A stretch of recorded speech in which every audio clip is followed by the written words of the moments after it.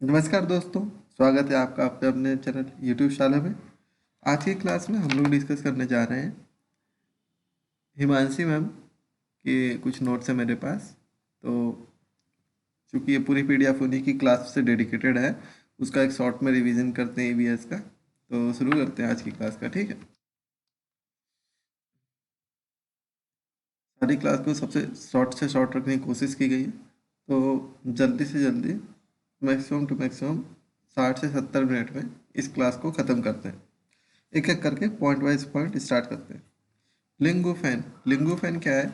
ये एक प्रकार का जो पकवान है, हांगकांग में बनता है, ठीक है। हांगकांग जो है एक नेशन है, अलग से नेशन है, हमारे पास पूर्वी देशों में आता है।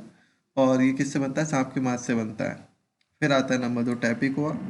टैपिकोआ क्या है? टैपिकोआ केरल में ज़मीन के नीचे उगाए जाने वाले एक फल है, सब्जी है। ये जो फल या सब्जी है ज़मीन के नीचे उगाई जाती है ना। मज़ेदार चीज़। लुई ब्रेल, हम सभी ने ब्रेल लिपि सुना है। तो लुई ब्रेल जो है ये उसी ब्रेल लिपि के जो है जनक हैं। और इन्होंने क्या है, ब्रेल लिपि बनवाई है। ब्रेल लिपि कहाँ आपको जनरल में अगर ज़िंदगी में देखने को आपको चाहिए तो अम, जैसे आप रेलवे में जाते हैं ना, तो आजकल आप देखोगे कि रेलवे में कहीं कहीं पर स्टेशन पे आपको देखने को मिल जाएंगे। या आप जैसे मान लीजिए मैं झांसी से आता हूँ, तो झांसी के किले में अगर आप जाएंगे या किसी भी, मान लीजिए आगरा जाएंगे, तो उधर पे जो भी इंस्ट्रक्शन लिखे होते हैं ना, उसके नीचे कुछ डॉट डॉट में आकृतियाँ बनी होती हैं। तो वो क्या है, वो ब्रेल लिपि है। आप यहाँ तो मैं कंफर्म बता सकता हूँ, जैसे रेलवे की जो चेन होती है खींचने वाली, रेलवे को रोकने की इमरजेंसी चेन जो होती है, उसके नीचे लिखा रहता है कि गाड़ी को इमरजेंसी में रोकने के लिए ये चेन खींचे, और उसके जस्ट नीचे डॉट डॉट डॉट डॉट बना होता है। तो वो जो डॉट डॉट डॉट में एक शेप बना है ना, वो कुछ ऐसे फालतू नहीं है। वो जो डॉट्स हैं वो ब्रेल लिपि में लिखे गए हैं, ठीक है। ब्रेल लिपि के बारे में कुछ बातें हैं कि ब्रेल लिपि जो है 6 बिंदुओं पर आधारित होती है। और ब्रेल लिपि के जो आविष्कार करता है उनका नाम है लुई ब्रेल। लुई ब्रेल जो कहाँ के हैं? फ्रांस के हैं। ब्रेल लिपि के बारे में इतना ही याद रखना है, ये प्रीवियस ईयर क्वेश्चन ही है कि ब्रेल लिपि में कितने बिंदुओं का प्रयोग किया जाता है, कितने डॉट्स यूज होते हैं। ब्रेल लिपि में 6 डॉट्स यूज होते हैं। ब्रेल लिपि के आविष्कार कौन है? लुई ब्रेल हैं। ये लुई पास्चर जो हैं उनके कोई रिश्तेदार नहीं लगते हैं। और फ्रांस में जो है ये रहते थे। फ्रांस में क्या है कि हाल ही के देशों में अभी जो है फ्रांस जो है अपना अ, जो ये फुटबॉल का वर्ल्ड कप हुआ, फीफा वर्ल्ड कप हुआ, इसमें ये रनर अप रहा फ्रांस, ठीक है। फिर आ जाते हैं घरों की संरचना। घरों की संरचना एक इम्पॉर्टेंट पॉइंट है, देख लेते हैं एक बार जल्दी से।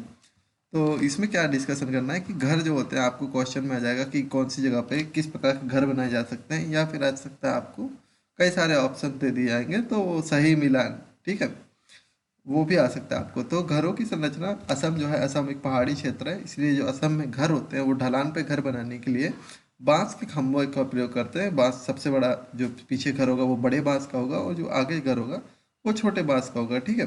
तो ढलान पे घर बनाने के लिए बांस का प्रयोग करते हैं। ये 10 10 से 12 12 फीट लंबे तक बांस पाए जाते हैं। चूंकि पहाड़ी क्षेत्र है तो बांस वहाँ पर मिलना भी आसान होता है।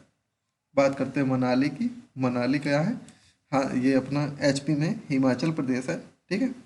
हिमाचल प्रदेश में कुल्लू मनाली जो है वही मनाली घाटी है। मनाली में घर जो होते हैं वो पत्थर और लकड़ी के बने होते हैं। अगर आपसे पूछा जाए राजस्थान, तो राजस्थान गर्म जगह है, इसलिए वहाँ पर छत जो है कटीली झाड़ियों से बनाते हैं, क्योंकि यही मिलती है वहाँ पे।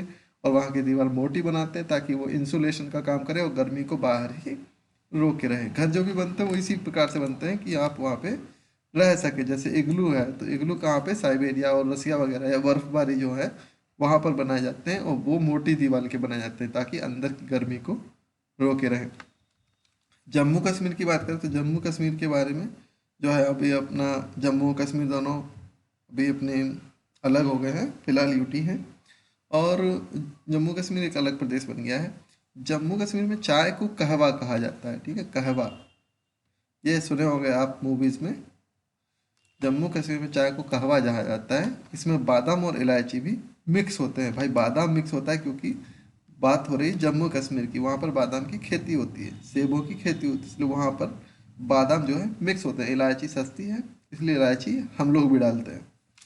वल्लम, वल्लम क्या है? ये एक प्रकार की छोटी नाव होती है, लकड़ी की नाव होती है जो कि चलती है केरल में, ठीक है। ये एक प्रकार से आपकी टैक्सी हो गई। अपनी वहाँ पर नदियाँ ज़्यादा है, समुद्र का किनारा है, और पूरा जो राज्य है वो समुद्र के किनारे किनारे, जो हमारा मालाबार तट है, ये जिनको पश्चिमी घाट कहते हैं, वो पूरा इलाका केरल का कहलाता है। मसालों में रिच है, वहाँ की जलवायु एकदम परफेक्ट होती है मसालों के लिए, तो वहाँ मसाले ज़्यादा होते हैं। साथ ही साथ वहाँ केले और नारियल की खेती भी ज़्यादा होती है ना। तो वहाँ पर जो छोटी छोटी नाव होती है उनको कहते हैं वल्लम। ठीक है, वल्लम क्या है, एक छोटी नाव है, इतना याद रखना है। इसका यूज़ कहाँ होता है, ट्रांसपोर्टेशन में होता है। हाथी, हाथी के बारे में कुछ इंपॉर्टेंट पॉइंट्स यहाँ मेंशन किए गए हैं। सबसे बड़ी जो होती है, बूढ़ी हाथी होती है आपके समूह में, वो जो होती है फीमेल समझे, अम्मा या दादी कह लो, जो झुंड की सबसे बूढ़ी हथिनी होगी, वो होती है अपने झुंड की मुखिया होती है। ठीक है, हाथी जो होते हैं एक दिन में 100 किलोग्राम तक का पानी और पत्ती खा लेते हैं, समझ रहे हैं, 100 लीटर पानी, 100 किलोग्राम तक का पत्ती या झाड़ी खा लेते हैं, सॉरी पानी नहीं। हाथी एक दिन में 2 से 4 घंटे ही सोते हैं। कीचड़ उन्हें ठंडा रखता है, कान पंखे का काम करते हैं।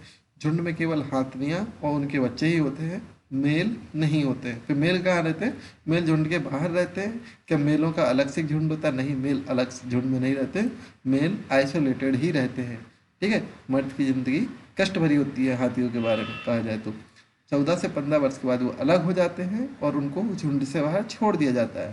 ठीक है, तो जो पुरुष हाथी होते हैं वो या तो खेतों किनारे उपद्रव करते हुए पाए जाते हैं, या फिर जंगलों में जो है, अगर कोई हाथी अकेला जा रहा है तो वो मैक्सिमम टू मैक्सिमम प्रोबेबिलिटी है कि वो जो है आपका मेल है। और जो मेल हाथी होते हैं इनको जो हाथी पालने वाले होते हैं वो लोग भी इनको मतलब पकड़ लेते हैं। हालांकि 14-15 साल के बाद वो पकड़ने की हालत में रहते नहीं हैं, पर इनका शिकार हो जाता है क्योंकि झुंड में नहीं रहते हैं। इसलिए आजकल जो है हाथी जो है संकटग्रस्त है। फिर आता है खेजड़ी का पेड़। देखो, राजस्थान में एक खेजड़ली गांव है, वहाँ पर जो है एक पेड़ पाया जाता है जिसको कहते हैं खेजड़ी का पेड़। ये पेड़ जो है विश्नोई समाज के जो लोग हैं वो बनाते हैं। कोटा राजस्थान के आसपास ही ज़्यादा पाए जाते हैं, भीलवाड़ा के इलाका में ज़्यादा पाए जाते हैं। तो खेजड़ी गांव जो है विशेषतर एक गांव है, वहाँ पर विश्नोई जो लोग होते हैं वो लोग खेजड़ी गांव में रहते हैं, है ना। यहाँ पर शिकार और पेड़ काटने पर प्रतिबंध है। किस चीज़ का पेड़ काटने पर, खेजड़ी का पेड़ काटने पर प्रतिबंध है। खेजड़ी का पेड़ जो है ये रेगिस्तान में और कम पानी में उगता है। ये जैसे अपने यहाँ पर उत्तर भारत में या मध्य भारत में जिस तरह से नीम और पीपल होते हैं, उसी तरह से राजस्थान में खेजड़ी का पेड़ होता है। ठीक है, ये मल्टीपर्पज़ है, नीम का एकदम बहन है। इसकी छाल से भी दवाइयाँ बनती है, इसकी लकड़ी में कीड़ा नहीं पड़ता है। इसकी जो फलियाँ होती हैं, फलियाँ, इसकी फलियों की सब्जी बनाई जाती है। ठीक है, आ जाते हैं चींटियों की दुनिया पे। चींटियाँ जो होती हैं, चींटियाँ, छोटी छोटी चींटियाँ, ये इनकी दुनिया अपने आप से मज़ेदार होती है। कभी कभी आपने देखा होगा कि एक चींटी जा रही होती है, उसके आपके बीच में कुछ रख दो और बीच की कुछ चींटियों को गायब कर दो, तो भी जो आने वाली चींटियाँ होती है, पीछे वाली पंक्ति में चींटियाँ आ रही होती हैं, वो अपने आप वही पाथ फॉलो करती हैं जिस पे पहले से चींटी गई होती है। तो जब हम लोग छोटे थे तो ऐसा सोचते थे कि जो चींटियाँ जा रही है ना, तो वो अपने छोटे छोटे पंजों के निशान छोड़ती होंगी, है ना। और निशान छोड़ते होंगे तो जो उसके पीछे चींटियाँ आ रही हैं तो वो उन पंजों के निशान को देखते देखते चली जाती है। तब इंटरनेट नहीं था तो हम कुछ भी सोचने के लिए स्वतंत्र थे। हम लोग ऐसा सोचते थे, हालांकि ऐसा है नहीं। ठीक है, इसलिए मुझे ऐसा लगता था, एक वो आती थी लक्ष्मण रेखा आती है, तो उसको जब घुमा देते हैं कहीं भी पाथ पे तो उनके पैरों के निशान मिट जाते हैं, लेकिन ऐसा भी नहीं होता है। ठीक है, तो जो चींटियाँ होती हैं, चींटियाँ क्या करती हैं, चलते समय जो है गंध छोड़ती जाती है एक विशेष प्रकार की। वो गंध कहाँ फैलती जाती है, ज़मीन पर फैलती जाती है। उसके जो पीछे वाली चींटी होगी वो उसी गंध को फॉलो करते हुए चली जाती है।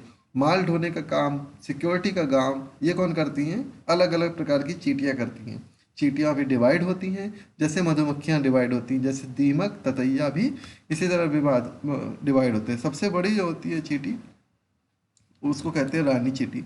ये सारी चींटियों में अगर आपको रानी चींटी देखना तो वो सबसे मोटी, सबसे बड़ी होती है, साइज में भी स्लाइटली बड़ी होती है, कम से कम 6-7 चींटी के बराबर एक चींटी होती है, इसीलिए तो वो रानी कहलाती है। उसका एक ही काम रहता है, अंडे देना। ठीक है, इसके बाद फिर आते हैं सिपाही चींटी। सिपाही चींटी जो होती है ये बिल का ध्यान रखती हैं, और जो मजदूर चींटी होती है ये भोजन ढूंढ कर लाने का काम करती हैं। यहाँ पर किसी के दिमाग में आ रहा होगा, आना चाहिए, कि जो रानी चींटी होती है वो तो अंडे देती है, तो क्या इनमें कुछ चींटियाँ ऐसी भी होती हैं जो राजा चींटी होती हैं। ठीक है, आप यूट्यूब पे सर्च करना, गूगल पे सर्च करना और जवाब जो है वो कमेंट में मेंशन करना कि भाई अगर रानी चींटियाँ होती हैं तो राजा चींटी क्यों नहीं होती है, और होती है तो उसकी क्या वैल्यू होती है, क्या एक ही राजा होता है या एक से ज़्यादा राजा होते हैं। ठीक है, ये सब आप मुझे कमेंट बॉक्स में मेंशन करिएगा। इससे क्या है, आपका इंटरेस्ट बनेगा पढ़ने में। फिर आते हैं दीमक, वो भी चींटी के ही परिवार से आते हैं, तो वो भी जो है चींटी के जैसे ही सोसाइटी उनकी होती है, रानी चींटी, सिपाही चींटी और मजदूर चींटी। फिर आते हैं मधुमक्खी और ततैया, तो मधुमक्खी और ततैया भी इसी तरह काम करते हैं। ठीक है, आगे चलते हैं। आगे आती है मधुमक्खियाँ। जैसा हमने कहा कि जिस तरह से चींटियों का परिवार होता है, रानी चींटी, मजदूर चींटी और सिपाही चींटी, उसी तरह से मधुमक्खियों में भी परिवार होता है। हर छत्ते में एक रानी मधुमक्खी होती है जो अंडे देती है। ठीक है, और इनमें कुछ मेल मधुमक्खियां भी होती हैं जो वर्कर का काम नहीं करती हैं। वो जो होती हैं सिर्फ रानी मधुमक्खी के साथ मिलके अंडे देते हैं। ठीक है, इनका काम रानी के जैसा ही है, बस खाना पीना और पड़े रहना। बाकी पूरा काम जो होती है वो, और जो मधुमक्खियाँ होती हैं उनके जैसे इनके समूह में जो होती हैं अपनी सिपाही मधुमक्खियाँ और मजदूर मधुमक्खियाँ। मजदूर मधुमक्खियों के बारे में एक और इंटरेस्टिंग फैक्ट है, मैं आपको बताना चाहूँगा कि जो मजदूर मधुमक्खियाँ होती हैं उनमें अपना जो मेल मधुमक्खी होती है ना, तो मेल क्या करता है कि मेल का काम होता है खाली कुछ नहीं, मेल और हमारी जो फीमेल होती हैं इनका काम होता है खाली कुछ नहीं, सिर्फ रिप्रोडक्शन करना। ठीक है, वहीं पर जो अपने अपने जो आर्मी आंट्स होती हैं या फिर इनको जो कहें अपने सिपाही होते हैं ना, ठीक है, जो सोल्जर अपनी आंट्स होती है, सोल्जर मधुमक्खियाँ भी होती है, तो इनका काम क्या होता है, ये अपने जो भी इनके मधुमक्खी के छत्ते पर अटैक करता है या इनको डर लगता है कि ये हमारे छत्ते को नुकसान पहुंचा सकते हैं, हमारी रानी को जो खतरा पहुंचा सकते हैं, ये क्या करते हैं, ये चाहेंगे और उसमें अपना डंक चुभोएंगे। ठीक है, तो इनका जो डंक होता है, इनका डंक कुछ इस तरह से होता है। इनके, ये मान लीजिए काफ़ी विचित्र चींटी है मेरी, और मधुमक्खी सॉरी, ठीक है, ये मधुमक्खी हो गई। तो इसका जो डंक होगा ना, डंक, इसका डंक कुछ इधर होता है।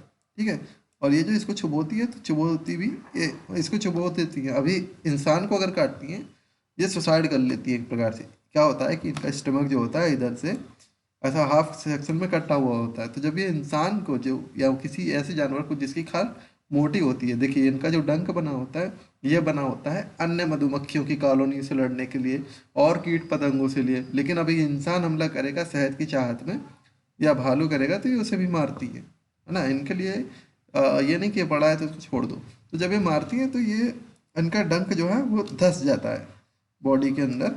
इनका जो डंक है वो इतना धंस गया, अभी धंसने के बाद जब ये वापस उड़ने को जाती हैं तो इनका डंक जो है वो धंसा का धंसा रह जाता है। ठीक है, इस वजह से क्या होता है, इनका पेट जो है आधा सेक्शन निकल के यहीं रह जाता है। मधुमक्खी थोड़ी बहुत उड़ के ऊपर चली जाती है, और जैसे ये ऊपर उड़ेगी ना, तो इसकी आंतें वगैरह जो हैं यहीं से जुड़ी होती हैं इसके डंक से, तो आंतें वगैरह इसकी बाहर निकल आती हैं और इसकी जो है एक दर्दनाक मौत हो जाती है भाई साहब।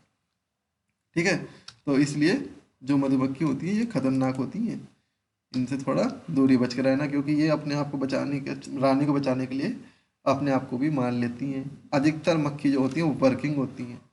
ठीक है, चलो आगे आते हैं। Point number 11, Goa. गोवा के जो है रेल मार्ग है, सॉरी, एक रेल मार्ग है जो गोवा से केरल के बीच जो है बिछाया गया है।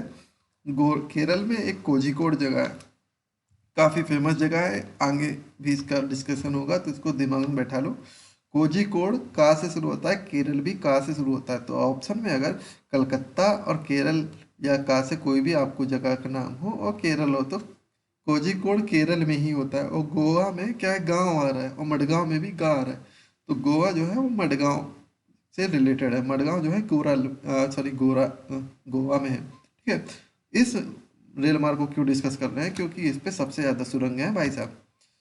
इस रेल मार्ग पे 92 सुरंग हैं और 2000 से लगभग पुल हैं। ठीक है, तो ये इतना याद रखना है। अगला पॉइंट आता है मलयालम भाषा।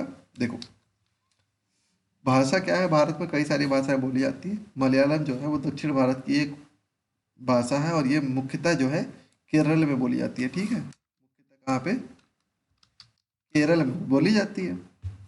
इस भाषा में ध्यान रखिएगा कुछ बातें, वलियम्मा मतलब माँ की बड़ी बहन जो होती है, मतलब अपने यहाँ जो कहते हैं मौसी, स्पेशल ध्यान रखना, बड़ी बहन बोल रहा है वो, ठीक है। तो जो बड़ी बहन होंगी, बड़ी बहन को, माँ की बड़ी बहन को वली अम्मा, वली अम्मा, या इसको अगर प्रोनाउंस करो तो ऐसा कुछ कुछ वली अम्मा, जैसे कोई तोतला बच्चा हो तो वो बोल रहा हो बड़ी अम्मा, है ना, बड़ी अम्मा को बोल रहा हो तो उसको क्या कहेंगे, बड़ी अम्मा, ठीक है। नानी को क्या कहते हैं, अम्मुम्मा, अम्मू माँ, वाली अम्मा, बड़ी माँ की बड़ी बहन को अम्मू माँ, अम्मी की माँ को, इसको ऐसे याद रख लो, अम्मी की माँ, अम्मी की माँ, नानी, है ना।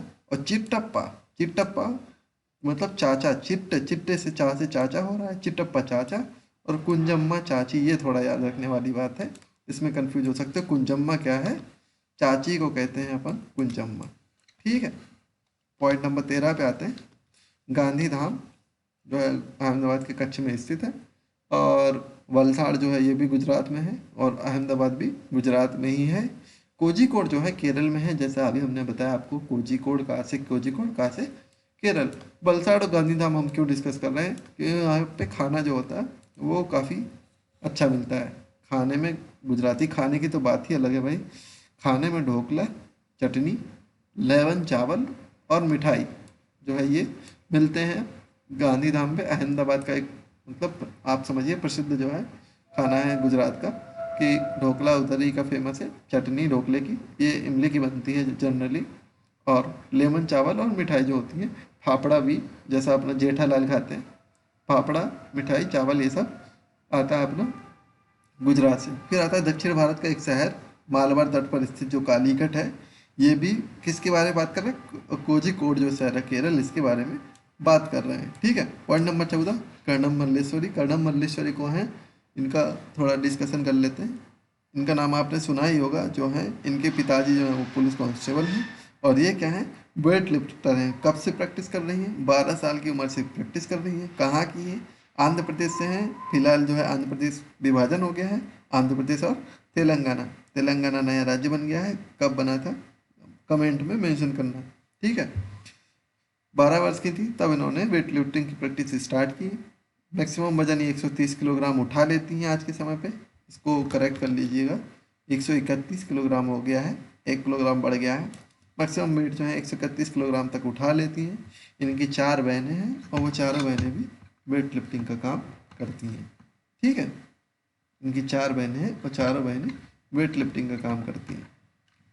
इनकी ये जो भारत है, भारत के लिए 29 मेडल जो हैं, कर्णम मल्लेश्वरी, के एम इनका नाम है शॉर्ट फॉर्म, कर्णम मल्लेश्वरी, इनको 29 मेडल मिल चुके हैं। इन्होंने बॉलीवुड से रिक्वेस्ट भी की थी कि भैया मेरे ऊपर बायोपिक मत बनाना, एक्स्ट्रा फैट है, ठीक है।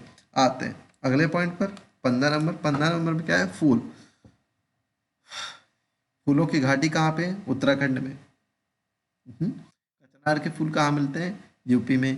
केले के फूल कहाँ मिलते हैं सबसे ज़्यादा, केरल में। केला सभी जगह उग जाता है, पर सबसे ज़्यादा जो है बात हो रही है उसकी हो रही है। और सहजन के फूल सबसे ज़्यादा कहाँ मिलते हैं, महाराष्ट्र में। तो कचनार, केले और सहजन, इनके फूलों की सब्जी भी बनाई जाती है, ठीक है। कचनार का फूल जो है, कचनार की जो फलियाँ होती हैं उनका भी और पत्तियों का भी बनाई जाती है सब्जी, पर यहाँ पर बात हो रही है फूलों की, ठीक है। कुछ बात और कर लेते हैं फूलों की।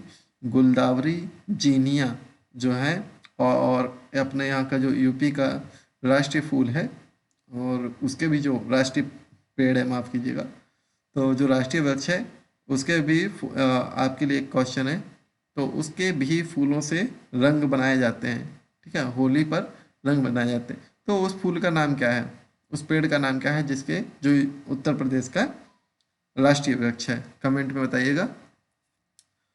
इनका प्रयोग पेंटिंग में मानव, जानवर, पेड़, पक्षी, मछली, फूल आदि में दिखाया जाता है। तो बिहार की जो पेंटिंग है, मधुबनी पेंटिंग, यहाँ पर बात हो रही है मधुबनी पेंटिंग के बारे में, ठीक है। मधुबनी पेंटिंग जो है जिला बिहार में स्थित एक मधुबनी जिला है। ये जो आर्ट आती है ये उस क्षेत्र से आती है, इसलिए इसको मधुबनी पेंटिंग भी कहा जाता है, मधुबनी पेंटिंग। ये घरों की दीवार पर चित्रकारी करके बनाई जाती है, ठीक है। और इसका जो है चावल के आटे से चित्रकारी होती है। उसमें क्या होता है, चावल के आटे में चटक रंग मिलाए जाते हैं, ठीक है, उनसे फिर चित्रकारी बनाई जाती है। और फूलों और पत्तियों से प्राप्त रंग और हल्दी आदि से बनाई जाती हैं। ठीक है। पॉइंट नंबर 17, यूपी का कन्नौज। जो कन्नौज जिला है वो इत्र के लिए मशहूर है भाई। जो यूपी का कन्नौज जिला है ये मशहूर है इत्र के लिए। ठीक है। और फिर पॉइंट नंबर 18 होता है, मिट्टी में गोबर मिलाकर जमीन में लीपने से कीड़े नहीं लगते हैं। ठीक है। गोबर जो होते हैं अपने पूर्वज लगाते हैं, तो कुछ ना कुछ रीजन से हिंदू धर्म में जो भी किया जाता है ऐसे 90% टू 80% टू 85%, 90 बहुत ज़्यादा हो जाएगा, कोई काम किसी ना किसी रीजन की वजह से होते हैं। अभी आते हैं पॉइंट नंबर 19 पर, नीम और कीकर की लकड़ी पर दीमक नहीं लगता। जो नीम होता है और जो कीकर होता है ना, तो नीम कीकर के साथ अभी हमने एक और चीज ऊपर पड़ी है, एक और पेड़ पड़ा था जो राजस्थान में होता है ना, खेतड़ी का पेड़। नीम कीकर और खेतड़ी की जो लकड़ी होती है इनमें दीमक नहीं लगता है। ठीक है। आ जाइए कुछ ऐसे जो गांव हैं जो वर्ल्ड फेमस है और 12th तक की एनसीईआरटी की किताब में भी हमको मिलते हैं, हम उनको डिस्कस कर लेते हैं। ठीक है। सबसे पहले आता है गाजी खान। गाजी खान क्या है, पाकिस्तान से रिलेटेड है। नलमड़ा कहाँ है, आंध्र प्रदेश इंडिया से रिलेटेड है। ठीक है। नलमड़ा इंडिया, ये सब जो है इंडिया से ही। मुक्तापुर आंध्र प्रदेश, पोचमपल्ली हमने ऊपर देखा है।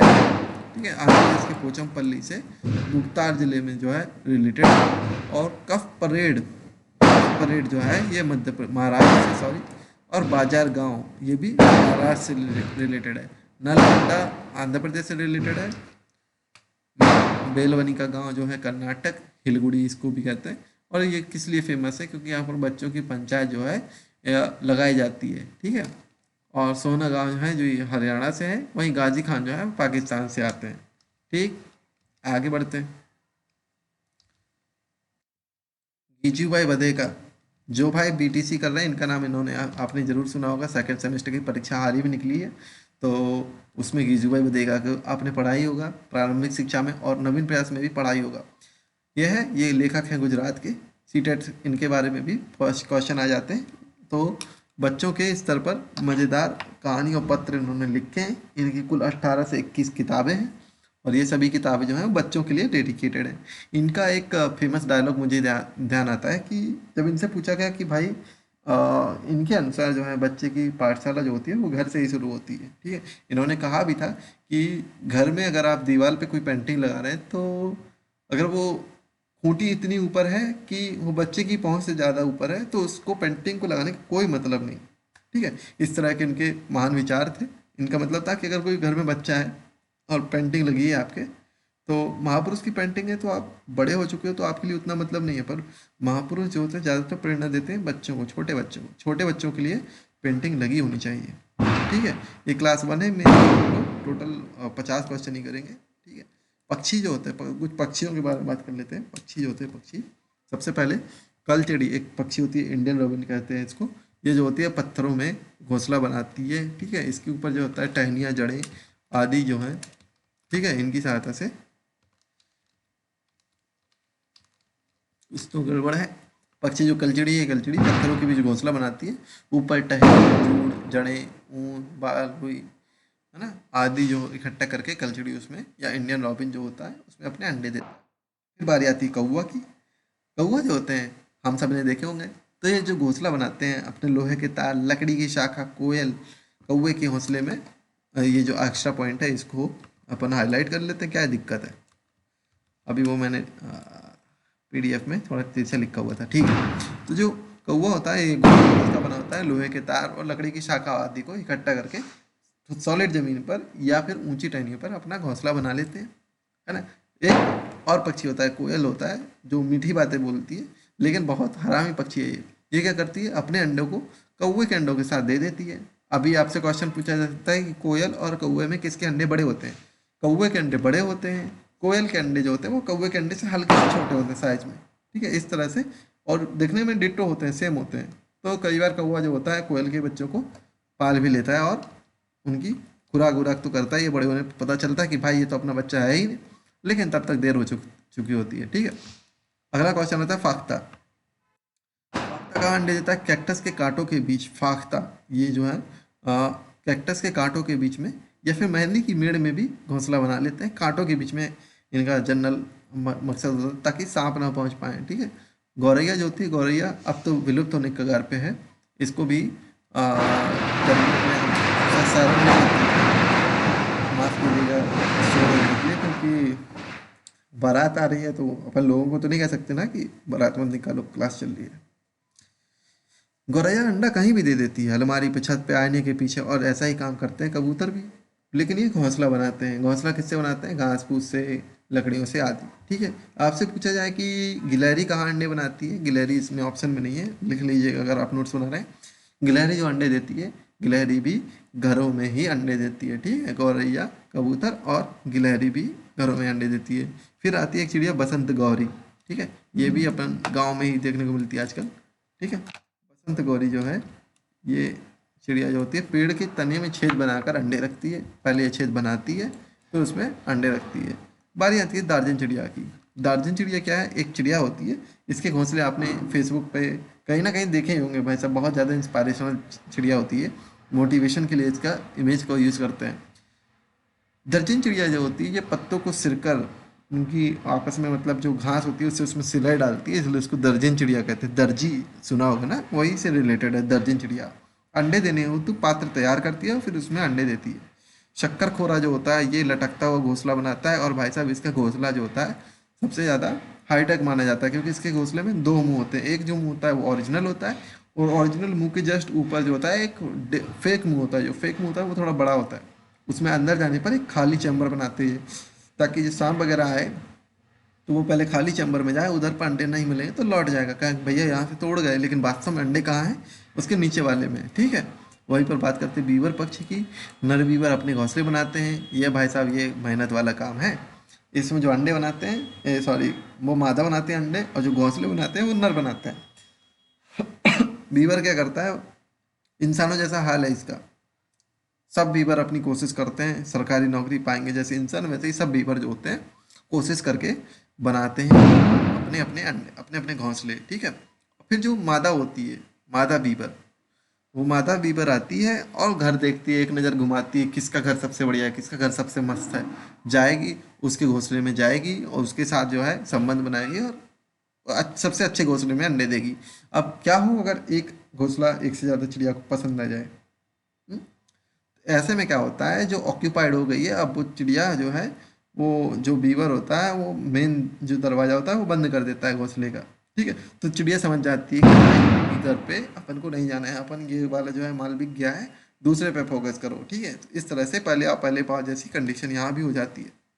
गाय, गाय के बारे में कुछ विशेष। गाय के बारे में आप सब जानते हैं, चार पैर होते हैं, बचपन में हमने निबंध लिखा ही है।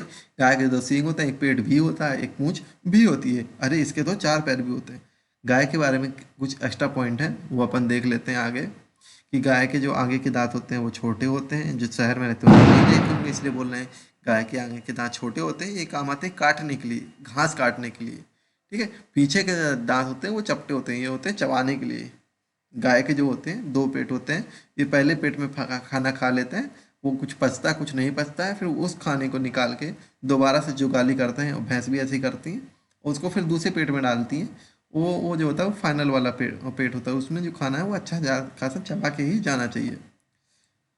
फिर बारी आती है बिल्ली और कुत्ते की।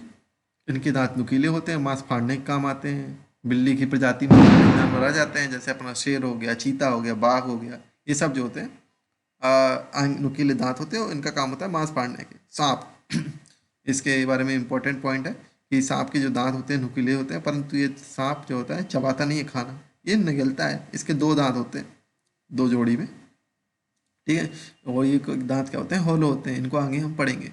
गिलहरी जो होते हैं, गिलहरी के आगे के दांत हमेशा बढ़ते रहते हैं भाई साहब, इसीलिए ये हमेशा परेशान रहती है। हमेशा कुछ ना कुछ इसको खाने को चाहिए और घिसने को दांत चाहिए, क्योंकि इसके दांत हमेशा ही बढ़ते रहते हैं, ठीक। Point number 29, sorry 24। Andhra Pradesh का पोचमपल्ली जिला मुक्तारपुर गांव में स्थित है, ठीक है। आंध्र प्रदेश का पोचमपल्ली जिला जो है ये मुक्तारपुर गांव में स्थित है, आंध्र प्रदेश में है। अभी हमने ऊपर डिस्कस किया था एक जिला है जिसका नाम पोचमपल्ली है। आखिर ये फेमस क्यों है? जिले में अधिकतर बुनकर परिवार रहते हैं। बुनकर मतलब जो बुनाई का काम करते हैं, ठीक है, और जो पद्धति अपनाते हैं उसको पोचमपल्ली कहते हैं।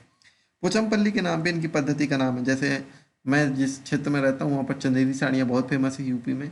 इसका मतलब ये नहीं कि कला के नाम पे जिले का नाम चंदेरी है, जिले का नहीं, मतलब ललितपुर जिला है अपनी इधर। चंदेरी जो है मध्य प्रदेश में आता है, बॉर्डर पे है। तो चंदेरी जो है एक जगह है, वहाँ पर जो कारीगर साड़ी बनाते हैं, साड़ी को नाम मिली है चंदेरी का। जैसे लखनवी, वैसे ही चंदेरी। जैसे बनारसी पान जो है, पान का बनारस का नाम पान के आधार पे नहीं है, पान का नाम बनारस के नाम पे है, ठीक है। वैसे ही पोचम पल्ली जो है बुनाई है, ये बुनाई का एक प्रथा, एक पैटर्न हो गया है, ठीक है। कुछ और चीज़ें देख लेते हैं, जैसे कुल्लू मनाली है, तो कुल्लू में शॉल फेमस है। मधुबनी जो है, मधुबनी जगह बिहार में, यहाँ पे पेंटिंग फेमस है। असम में रेशम और कश्मीर में कढ़ाई फेमस है, ठीक है। पॉइंट नंबर 25, चींटी एक दूसरे के पीछे सूंघकर पीछे चलती हैं, अपन ने देख लिया है। मच्छर के बारे में कुछ बातें देख लेते हैं, हम सभी ने मच्छर देखे हैं अगर भारत में रहते हो।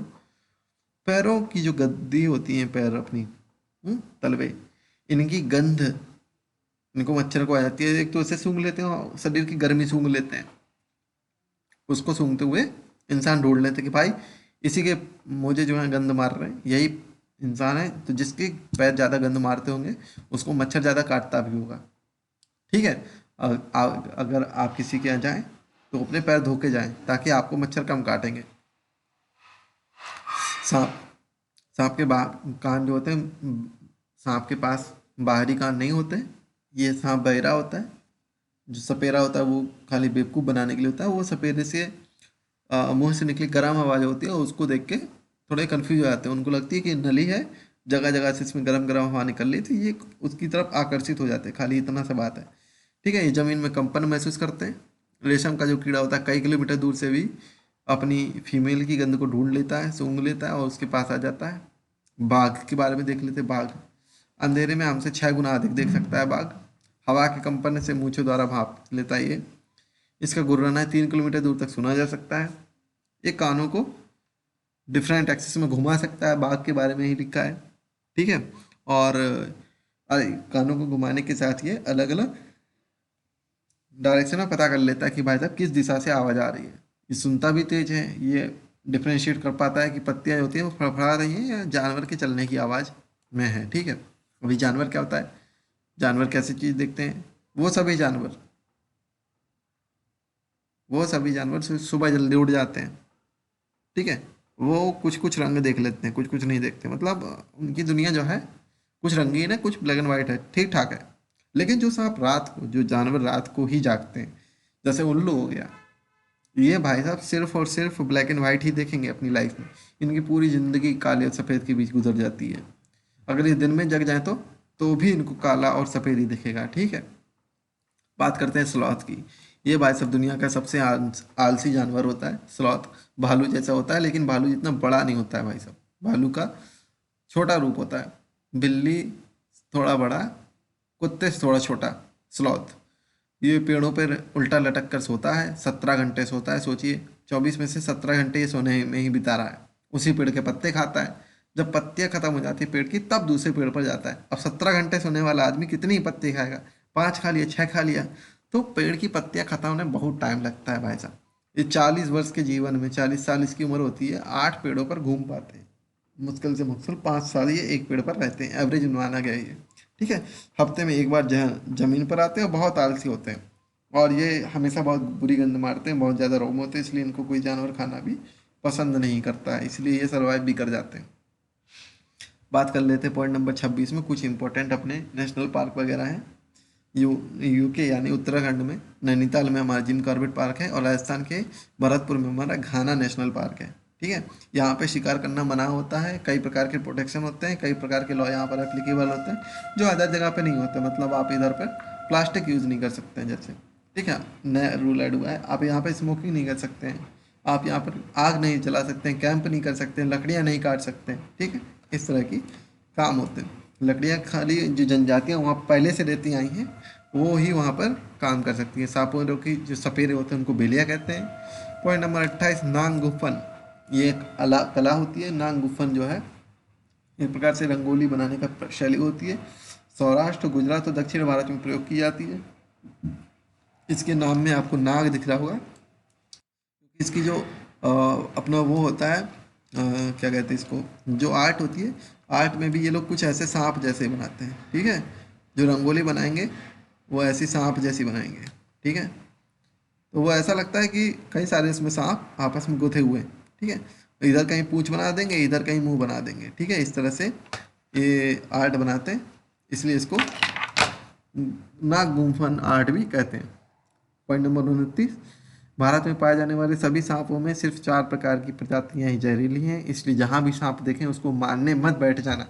देखना कि वो नाग तो नहीं है, करैत, दुबोइया या अफाई। 4 प्रकार के सांप हैं, ये 4 प्रकार के सांप ही जहरीले होते हैं, ध्यान रखिएगा। सांप के 2 दांत होते हैं, इनके द्वारा जहर शरीर में छोड़ता है। सांप के जहर के असर को कम करने हेतु सीरम दवा दी जाती है, जो सांप के जहर से ही बनती है। अगर आपके दिमाग में आ रहा हो कि भाई सांप के जहर से सांप का दवाई कैसे बनती है, तो काफ़ी सिंपल सा इसका जवाब है। 1 मिनट में लूँगा आपका। इसके लिए क्या करते हैं कि जो घोड़े होते हैं, घोड़े, देखिए सांप की दवाई महंगी होती है क्योंकि इसका निर्माण बहुत महंगा होता है। घोड़े को क्या होता है, थोड़ी सी मात्रा में सांप का जहर दिया जाता है। घोड़ा बहुत बड़ा होता है, थोड़ा सा जहर उस पर कुछ असर नहीं करता है, लेकिन उसकी बॉडी को पता चल जाता है कि भाई अपनी बॉडी में जहर है।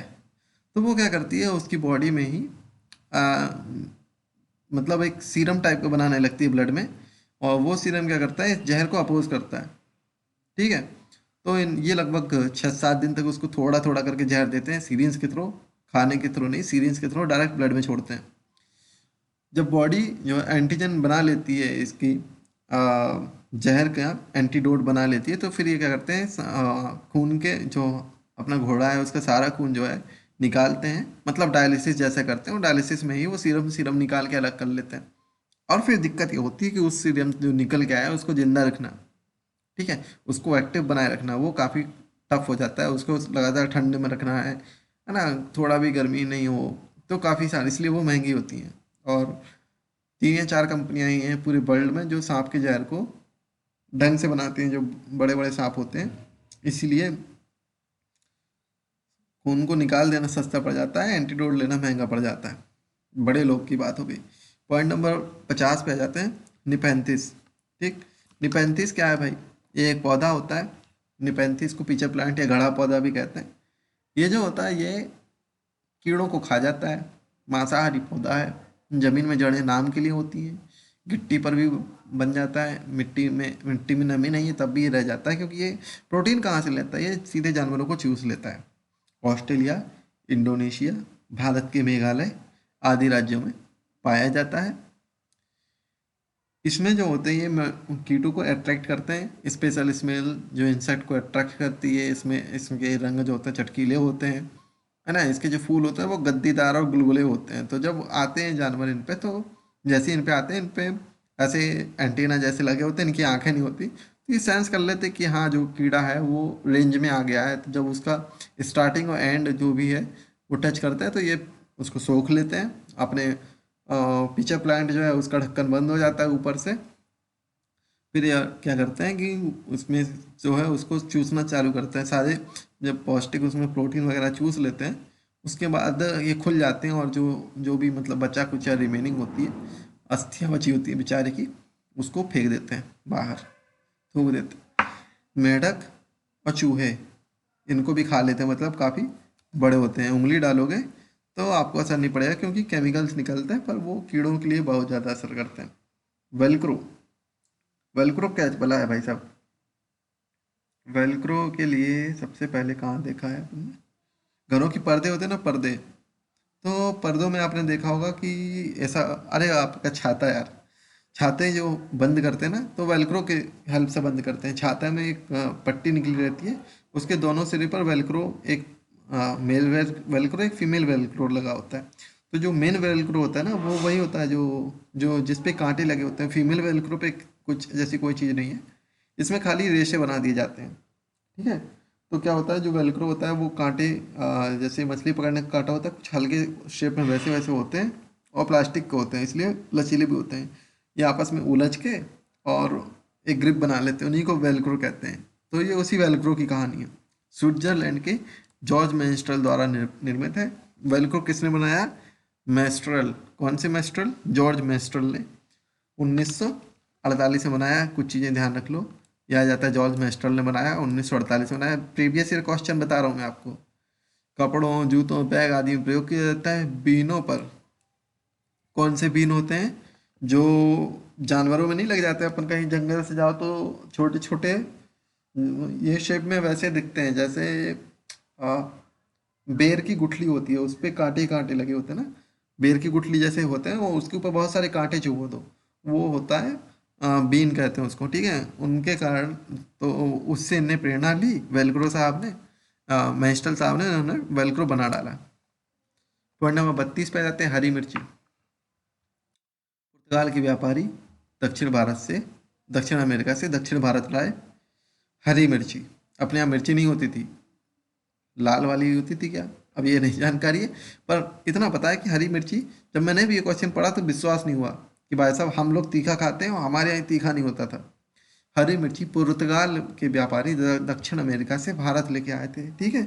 और इसमें टमाटर और आलू भी थे। अपने पास काली मिर्च होती थी, काली मिर्च जो होती है हरी मिर्च की बाप होती है, इतना तीखा होता है, इसलिए अपन लोग ज़्यादा तीखा खाते हैं। फिर आती है कॉफ़ी और भिंडी। कॉफ़ी और भिंडी कहाँ से आए हैं? अफ्रीका से आए हैं। आप लोग इसका स्क्रीनशॉट ले लीजिएगा, पीडीएफ में चैनल पे प्रोवाइड करा दूंगा। हरी मिर्च होती है पुर्तगाल की व्यापारी लेके आए, दक्षिण अमेरिका से भारत लाए, साथ में टमाटर भी लाए, आलू भी लाए। हरी मिर्च, टमाटर और आलू, इन तीनों की सब्जी कौन लेके आया? पुर्तगाल की व्यापारी। कॉफ़ी विदेशी चीज़ है भाई, और भिंडी अफ्रीका से आए हैं।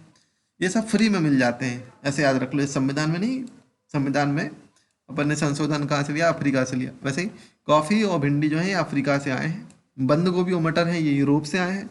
और सोयाबीन जो है वो चीन से आई है, ठीक है ना। बंद गोभी और मटर यूरोप से आए हैं, सोयाबीन चीन से आई है। सोयाबीन जो है चीन से आया है, अपने यहाँ नहीं होता था। बंद गोभी और मटर जो है यूरोप से ये ऐसे देखो, इसको ऐसे सोयाबीन जो छोटा सा होता है ना, ऐसा ऐसा कुछ दिखता है, तो चाइनीज जैसा दिख रहा है, ऐसा जूम कर लो तो सोयाबीन चीन से आ गया। बंद गोभी और मटर जो है यूरोप से आए हैं। कौन सी वाली यूरोप से आए हैं? यूरोप से आए हैं, ठीक है। 32 पॉइंट नंबर 33 देख लेते हैं। अलबरूनी। अलबरूनी जो होता है एक यात्री है, लगभग 1000 वर्ष पूर्व भारत आया था। ये कहाँ से आया था भाई साहब? उज्बेकिस्तान से आया था। 1973 को 1000 वर्ष पूरे हो गए इसको, समझ रहे हैं ना। 1973 माने 70, 27 ये और 20, 47 और 3, लगभग 50 साल पहले, मानो मानो तो 50 साल पहले भारत आ गए थे भाई साहब। उज्बेकिस्तान से भारत आया, अलबरूनी नाम है इनका, और 1000 वर्ष पूर्व भारत आए थे। कहाँ से आए थे? उज्बेकिस्तान से। उज्बेकिस्तान कहाँ है? तुर्कमेनिस्तान के पास है। उज्बेकिस्तान से भारत आया था 1000 वर्ष पहले। कौन आया था? अलबरूनी, ठीक है। पॉइंट नंबर 34 देख लेते हैं। गढ़सीलर तालाब, जैसलमेर के राजा गढ़सी ने गढ़सीलर तालाब बनवाया था। ये भी PYQ का क्वेश्चन है, याद रखिएगा। जैसलमेर के क्वेश्चन ये था कि गढ़सी जो राजा थे इन्होंने गढ़सीलर तालाब बनवाया था। ये किस राज्य में है? तो जैसलमेर में राजा है, जैसलमेर में राजा हैं, और इन्होंने गढ़सीलर तालाब जो है बनवाया था। मृत सागर, मरा हुआ सागर, ये जो है सबसे नमकीन सागर भी होता है। इसको मृत सागर क्यों कहते हैं? क्योंकि इसमें आप कूदोगे तो डूबोगे नहीं, ऐसा नहीं, डूबोगे नहीं, डूबता है आदमी पर उतराता जल्दी है। आप स्विमिंग पूल में कूदोगे और समुद्र में कूदोगे, ये समुद्र से भी ज़्यादा डेंसिटी है नमक की इसमें। 1 लीटर में 300 ग्राम, समझ रहे? 1 लीटर पानी ले रहे हो, यानी 1000 ml में 300 ग्राम जो है नमक होता है। बहुत ज़्यादा डेंसिटी है, इसलिए इसमें डूबते नहीं है। इसका मतलब ये नहीं है, इस लाइन का ये मतलब नहीं कि इसमें सुसाइड नहीं कर सकते भाई साहब, डूबते हैं पर इतना नहीं डूबते हैं, हाँ समझ रहे हैं। बाकी कंपैरिजन में कम डूबते हैं। अगर शरीर हल्का छोड़ दोगे तुरंत ऊपर आ जाओगे, ऐसा नहीं, डूबते ही नहीं। Point number 35, cinchona. इसका नाम आपने मेडिसिन में सुना होगा। सिनकोना की मेडिसिन भी आती है, जो मलेरिया का जो सॉरी मच्छर की जो दवाइयाँ आती है ना, उनमें सिनकोना ज़्यादा यूज होता है ना। तो पेड़ की छाल में और मलेरिया की दवाई में बनती है सिनकोना। क्वेश्चन आया हुआ है कि मलेरिया की जो दवाई बनाने में कौन सा औषधि प्रयोग होती है? तो सिनकोना। सिनकोना नाम विदेशी है पर गुण पूरे देसी है। एनीमिया, एनीमिया रोग सबको पता ही होगा, हीमोग्लोबिन और आयरन की कमी से होता है, नहीं पता है सुन लीजिए। अनीमिया एक बीमारी है जो आयरन की कमी खून में हो जाती है या हीमोग्लोबिन की कमी हो जाती है तो उससे एनीमिया हो जाता है। ठीक है, इसमें क्या होता है कि इसकी कमी से एनीमिया में क्या होता है, याददाश्त कमजोर हो जाती है, सिर तक खून नहीं पहुंचता है ना, तो याददाश्त कमजोर होने के लक्षण है इसके एनीमिया के। उपाय क्या है? गुड़ खाओ, आंवला खाओ, हरी पत्तेदार सब्जियां खाओ।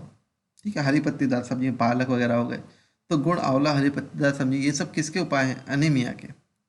ठीक है, बात करते हैं रोनाल्डो रोस। ये भाई साहब कौन है?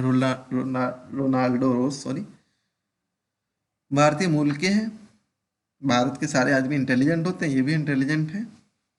और ये इन्होंने बताया कि जो मलेरिया मत है वो मच्छर से फैलता है। पहले अपन को पता ही नहीं था कि मलेरिया फैल कैसे रहा है।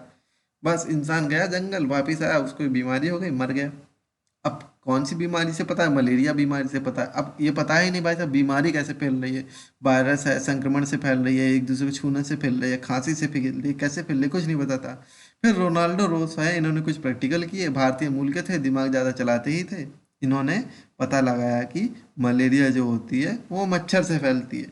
रोनाल्डो इस समय वर्तमान में जो है फुटबॉल के एक विश्व प्रसिद्ध खिलाड़ी है। ठीक है, तो ऐसे याद रखो कि मलेरिया जो है मच्छर है ना, मच्छर से फैलता है। ये किसने बताया? देखो, रोनाल्डो थे, रोनाल्डो। तो ये भारत और रूस के बीच मैच हो रहा था। भारत और रूस जो है दोस्त हैं आपस में, है ना, तो भारत और रूस के बीच मैच हो रहा था। उसमें रोनाल्डो जो है, रोनाल्डो गोल करने जा रहे थे, तो गोल कौन रोक रहा है? मच्छर रोक रहा है, मच्छर। ठीक है, गोलकीपर कौन है? एक बड़ा सा मच्छर है।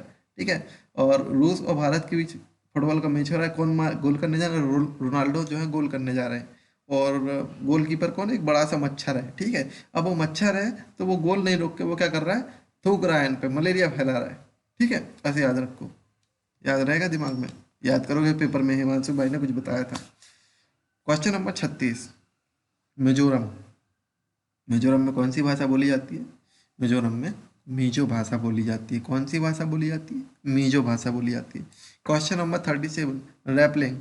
पहाड़ से उतरने की प्रोसेस जो होती है, एक स्पोर्ट बन चुका है आजकल। पहले जो हम लोग उद्यम करते थे वो आजकल खेल बन गया है। ठीक है, पहाड़ से उतरना जो है वो रैपलिंग कहलाता है। क्या कहलाता है? रैपलिंग। कौन जल्दी रैपलिंग कर लेगा वो जीत जाएगा, जो जल्दी उतर जाएगा वो जीत जाएगा। चढ़ने को क्या कहते हैं? माउंटेनियरिंग? पता नहीं, कमेंट में सर्च करके बताइएगा। रैपलिंग जो होती है पहाड़ से उतरने की प्रोसेस होती है। क्वेश्चन नंबर 38, हिमालय यानी माउंट एवरेस्ट पर चढ़ने वाली पहली महिला बिच्छेंद्री पाल। हिमालय पर चढ़ने वाली पहली महिला बिच्छेंद्री पाल। ठीक है, माउंट एवरेस्ट पर चढ़ने वाली पहली भारतीय महिला बिच्छेंद्री पाल। संसार की 5वीं महिला थी। क्वेश्चन थोड़ा सा करेक्शन करना है, भारत पर चढ़ने वाली पहली इंडियन महिला। ठीक है, पहली भारतीय महिला कौन थी? बिच्छेंद्री पाल थी। ये संसार की 5वीं महिला भी है। गढ़वाल के जाकुटी गांव में, गढ़वाल के जाकुटी गांव की रहने वाली है। कहाँ की रहने वाली है? गढ़वाल। गढ़वाल कहाँ पे है? कमेंट में बताओ। जाकुटी गांव की रहने वाली है बिच्छेंद्री पाल। दुनिया की 5वीं महिला है, भारत की पहली महिला है जो माउंट एवरेस्ट पर चढ़ी है। कब चढ़ी थी? 1984 को। शिक्षा, दूसरी शिक्षा, देखो दूसरा शिक्षा सुधार जो हुआ था 1986 में, उससे 2 साल पहले चढ़ चुकी थी। जब ये चढ़ी तभी सबको पता चला कि भाई शिक्षा में सुधार की जरूरत है, एवरेस्ट से दिख रहा है, शिक्षा में सुधार की जरूरत है। कब चढ़ी थी? 1984, 23 मई को, 1:07 पर। जितने भी एवरेस्ट पर चढ़ाई हुई हैं सारी दिन पर हुई हैं, ध्यान रखिएगा। अगर ऑप्शन में आपको रात का टाइम दिया गया है, शाम का टाइम दिया गया है, एकदम सवेरे का टाइम दिया गया है, सब आंख बंद करके कैंसिल कर देना है। कब चढ़े? एकदम धूप में दिन के 1:07 पर चढ़ी हुई थी। ठीक है, एवरेस्ट की ऊंचाई पूछ लेगा तो 8,900 मीटर है, एनसीईआरटी में लिखा है। माउंट एवरेस्ट जो है, माउंट एवरेस्ट का नेपाली नाम क्या है? सागर माता है। माउंट एवरेस्ट, अभी पैट में क्वेश्चन पूछा गया था कि माउंट एवरेस्ट कहाँ पर स्थित है, तो ध्यान रखना माउंट एवरेस्ट नेपाल और चीन की सीमा पर स्थित है, ना कि भारत और नेपाल की सीमा पर स्थित नहीं है। अगर भारत और नेपाल की सीमा पर होता तो अपन माउंट एवरेस्ट ले चुके होते। ठीक है, देश में मोदी है। क्वेश्चन नंबर 39, गोलकोंडा का किला। गोलकोंडा का किला जो है काफ़ी विवादों में रहा है, क्योंकि ये भूतिया भी कहा जाता है। ठीक है, आपको डॉक्यूमेंट्री मिल जाएंगी।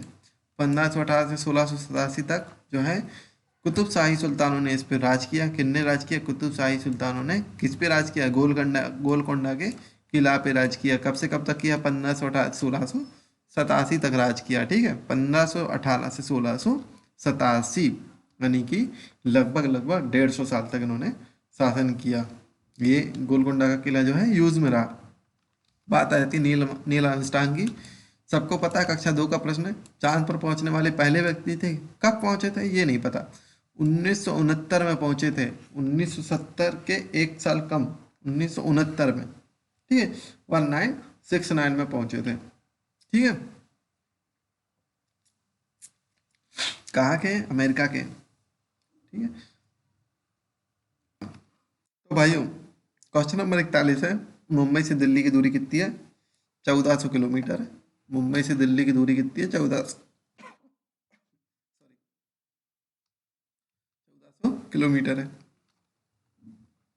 क्वेश्चन नंबर 42 आ जाता है, लेह लद्दाख में पहली निचली मंजिल पर खिड़की नहीं होती है। क्यों नहीं होती है? क्योंकि वहाँ पर ठंडी हवा चलती है, धूल भी उड़ती है, इसलिए निचली मंजिल पर खिड़की नहीं होती है। और छत बनाने के लिए पेड़ों पर मोटे तने का इस्तेमाल किया जाता है। किसका इस्तेमाल किया जाता है? मोटे तने का इस्तेमाल किया जाता है।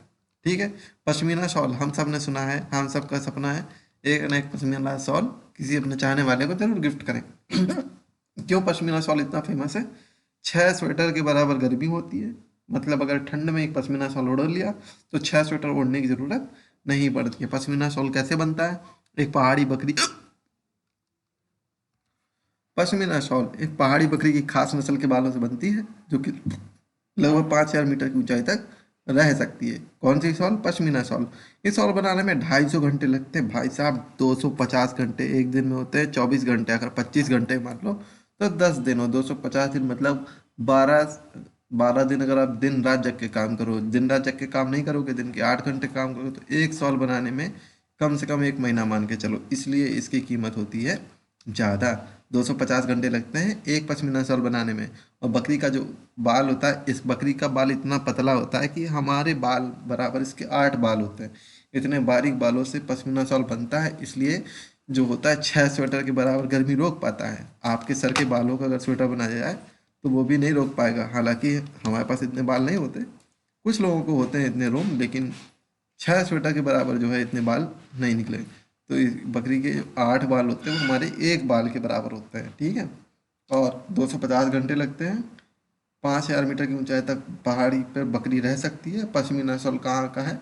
जो है जम्मू कश्मीर रेंज का, उत्तराखंड के साइड में, उधर पे ये पश्मीना शॉल बनाए जाते हैं। क्वेश्चन नंबर 44, जमीन जो होती है उपजाऊ बनती है जड़ों से, पत्तों से, शाखाओं के सड़ने से, केंचुओं से। ठीक है, जमीन में अगर जड़ें होंगी, पत्ते होंगे और शाखाएं होंगी, ये जब जमीन में गिर जाएंगी ये सड़ेंगी, इनका डिग्रेडेशन होगा, तो ज़मीन में ये मिल जाएंगे और ज़मीन को उपजाऊ बनाएंगे। इन्होंने ज़िंदगी भर ज़मीन से जो कुछ चूसा है, जो कुछ भी प्रोटीन विटामिन लिए हैं इन्होंने ज़मीन से, जो कुछ भी पोषक तत्व लिए हैं, ये सब के सब वापस कर देते हैं। केंचुआ ज़मीन को मुरमुरा बनाते हैं, वायु की शक्ति बढ़ाते हैं। केंचुए ज़मीन में छेद बनाते हैं जिससे ज़मीन पोली हो जाती है। और पोली हुई ज़मीन पेड़ों के लिए स्वर्ग है, समझिए। अगर ज़मीन पोली है तो पेड़ों के लिए स्वर्ग है। पानी डालोगे तुरंत नीचे, हवा आएगी तुरंत अंदर तक, जड़ों तक हवा जाती है भाई साहब। इसलिए जो केंचुए होते हैं मिट्टी में छेद बनाते हैं, इससे ज़मीन जो होती है पोली हो जाती है और ज़मीन उपजाऊ हो जाती है। क्वेश्चन नंबर 45, झूम खेती। झूम खेती क्या मतलब होता है? कि खेती झूमते हुए करते हैं? जी नहीं। कि झूम खेती का मतलब होता है कि हम जो खेती कर रहे हैं इसमें एक जगह छोड़ दें कुछ। मान लीजिए आपके पास 4 एकड़ ज़मीन है, तो आप 3 एकड़ में बोइए, 1 एकड़ छोड़ दीजिए। अगली सीजन में आप 1 एकड़ जो पिछली बार छोड़ा था उसमें बो के कोई और एकड़ खाली छोड़ दो। तो इस प्रकार की जो खेती है उसको झूम खेती कहते हैं। झूम खेती करेगा कौन? जिसके पास ज़मीन होगी बहुत ज़्यादा। अपने यहाँ ज़मीन कम होती है, इसलिए अपने यहाँ झूम खेती नहीं होती है। अपने यहाँ जो होती है झूम खेती करेगा कौन? भैया हमारे पास आधा एकड़ ज़मीन है, हम क्या छोड़ें क्या उगाएं? तो झूम खेती कहाँ होगी? जहाँ ज़मीन ज़्यादा होगी, जहाँ ज़्यादा ज़मीन बंजर होगी। ठीक है, तो उत्तर भारत में जो बड़े बड़े पठार हैं और पश्चिमी भारत में चले जाइए तो उधर पर झूम खेती ज़्यादा प्रचलित होती है। चराव क्या है? चराव क्वेश्चन नंबर 46, चराव है एक नृत्य है जो मिजोरम में होता है और फसल के कटने पर होता है। चराव, इसको याद रखो। चराव कहाँ पे? चराव मिजोरम में। चराव आपकी बकरी जो है वो चरते चरते कहाँ पहुँच गई? मिजोरम पहुँच गई है। मिजोरम मतलब पूर्वी भारत में, एकदम छोर पे। कहाँ पहुँच गई? पूर्वी भारत में पहुँच गई। कहाँ का नृत्य है? मिजोरम का नृत्य है। मजे में चराव, मजे में मिजोरम, मिजोरम। मजे में रम पियो और चराओ, ऐसे याद रख लो। फसल काटने पर नृत्य किया जाता है मिजोरम में। इस नृत्य का क्या नाम होता है? चराओ। क्वेश्चन नंबर 47 इंपॉर्टेंट है, ध्यान से सुनिएगा। ग्रेगर जॉन मेंडल, इनका जन्म कहाँ हुआ था? ऑस्ट्रिया में हुआ था, ना कि ऑस्ट्रेलिया में। ठीक है, ऑस्ट्रिया कहाँ है? यूरोप के ऊपर है। ग्रेगर जॉन मेंडल कहाँ पैदा हुए थे? ऑस्ट्रिया में इनका जन्म हुआ था 1882 में। ध्यान रखिएगा, द्वितीय विश्व युद्ध ऑस्ट्रिया से ही शुरू हुआ था। ठीक है, तो जन्म हुआ था 1882 में। मटर के पौधे में आनुवंशिकता की खोज जो की थी, जो ग्रेगर जॉन मेंडल में की थी। इन्होंने देखा था कि जो मटर के पौधे हैं उनमें आनुवंशिकता पाई जाती है, मतलब एक कुछ तो इन्होंने प्रयोग किए थे, जोड़ी में किए थे। इन्होंने देखा कि जो मटर के बीच में जो लक्षण है वही जो लक्षण है उन्हीं पौधों में जा रहे हैं। अगर ये ऊपर कुछ चेंज कर रहे हैं तो नीचे भी चेंज हो रहे हैं, आनुवंशिक चेंज हो रहा है। ठीक है, किसने देखा था सबसे पहले? ग्रेगर जॉन मेंडल ने। कब देखा था? 1882 में। 1882, 18 और 82 कहाँ के थे? ऑस्ट्रिया के थे। क्वेश्चन नंबर, यहाँ पर हमारे जो इम्पोर्टेंट पॉइंट है 47, ये हमारा पार्ट 1 वीडियो आज का कंप्लीट हो गया है। ठीक है, तो ये पीडीएफ आपको जो हमारे टेलीग्राम चैनल पे मिल जाएगी। आप टेलीग्राम का जो लिंक है वो डिस्क्रिप्शन में दिया गया है, देखो। अगर क्लिक होता है तो ठीक है, नहीं क्लिक होता है तो बहुत सिंपल सी बात है, उतना कॉपी करो और जाके सर्च मारो यार, क्रोम पे पेस्ट कर दोगे, तुरंत यूट्यूब चैनल पे आ जाओगे, टेलीग्राम चैनल पे आ जाओगे हमारे। और उसको पीडीएफ जो है एकदम फ्री है, क्योंकि हमें भी हम जो है मैं हिमांशी मैम उनका शुक्रिया करते हैं, उनसे हमको ये पीडीएफ मिली है। हमारे दोस्तों के थ्रू किसी मेरे एक दोस्त ने बनाई है, शायद अजय ने बनाई है, तो उसका बहुत बहुत धन्यवाद। आप सभी का बहुत बहुत धन्यवाद जो मुझे और इस 47 क्वेश्चन तक सुनते रहे। आज की क्लास में इतना ही, धन्यवाद।